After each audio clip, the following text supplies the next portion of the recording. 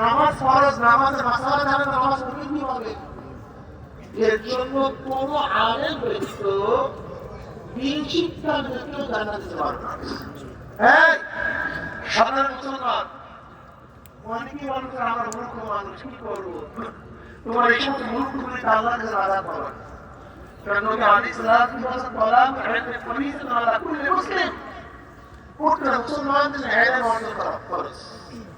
ফরজ অর্থাৎ দ্বীনের উপরে চলার জন্য যেই পরিমাণে ইলমের দরকার, এটা প্রত্যেক মুসলমানের জন্য অর্জন করা ফরজ আইন।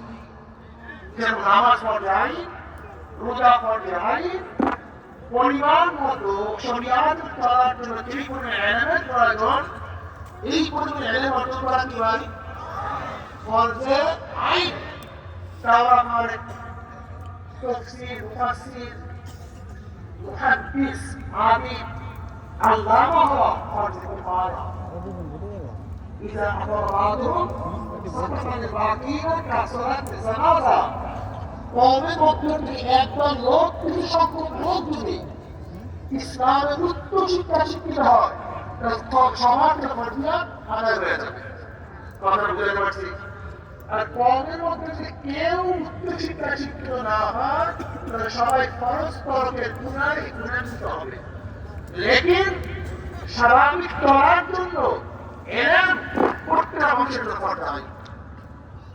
এই ইমাম গাজ্জালী রাহমাতুল্লাহ আলাইহি বলেন, আলেম ব্যতীত কেউ জান্নাতে যেতে পারবে না।